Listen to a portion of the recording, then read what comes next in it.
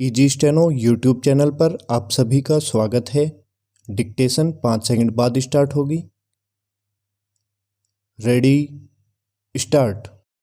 वर्ष 1940 के व्यक्तिगत सत्याग्रह के दौरान मुझे 3 बार गिरफ्तार किया गया और मैंने लगभग 1 वर्ष 9 महीने जेल में बिताया। बापू के आदेश से मैंने देश भर में सत्याग्रह किया था, इसलिए जब मैं जेल गया तो मुझे लगा कि अखिल भारतीय प्रतिनिधि के रूप में मुझे सभी भारतीय भाषाएं सीखनी चाहिए। मेरे लिए इतना भी काफ़ी नहीं था। मैं मानवता के लिए पूरी दुनिया का प्रतिनिधित्व करना चाहता था, जिसका मतलब विश्व की अन्य भाषाओं को सीखना भी था। इसलिए मैंने इन कारावासों के दौरान बहुत गहराई से अध्ययन किया। जब मैं नागपुर जेल में था तो अरबी का सही उच्चारण सीखने के लिए रेडियो पर कुरान सुनता था। 1942 के आंदोलन से पहले की अवधि की बात करें तो गांधी जी सोच रहे थे कि यदि उन्हें जेल में डाला गया तो जेल में घुसते ही वह उपवास शुरू कर देंगे।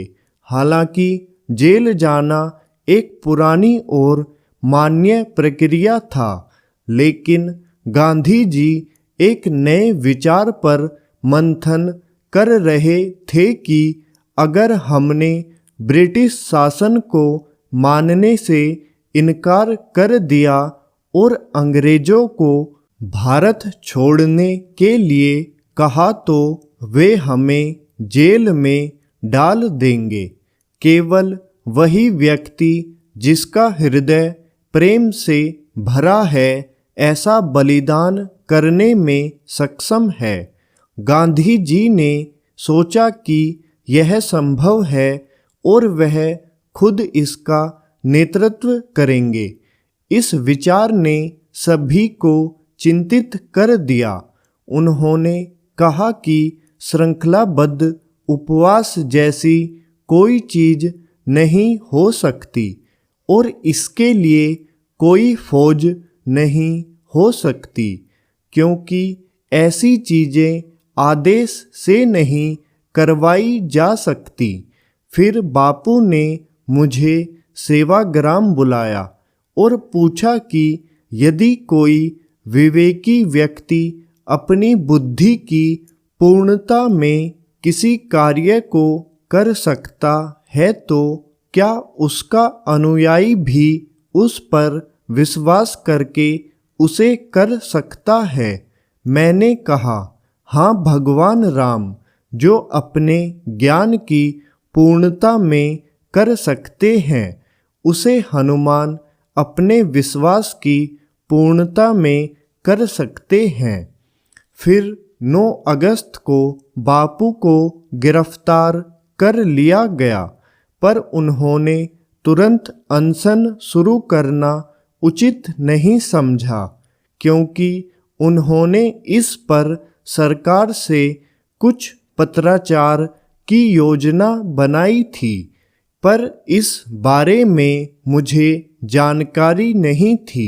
प्यारेलाल जी को गिरफ्तार नहीं किया गया था। बापू ने उनसे कहा कि मुझे उपवास शुरू करने का संदेश भेजे, क्योंकि बापू जानते थे कि उन्होंने मुझसे जो कहा था मैं वही करूँगा। उसके तुरंत बाद मुझे भी गिरफ्तार कर लिया गया। जेल पहुँचते ही मैंने जेलर से कहा, आप मुझे अच्छी तरह जानते हैं। मैंने हमेशा नियमों का सावधानीपूर्वक पालन किया है और दूसरों को भी ऐसा करने के लिए कहा है, लेकिन इस बार यह अलग है। मैं आज शाम से कुछ न खाऊंगा। मैं ऐसा अनुशासन का उल्लंघन करने के लिए नहीं कर रहा हूँ, बल्कि अपने आंतरिक अनुशासन के लिए कर रहा हूँ। इसके बाद मैंने जेल में प्रवेश किया, लेकिन 2 घंटे बाद मुझे कार्यालय में बुलाया गया।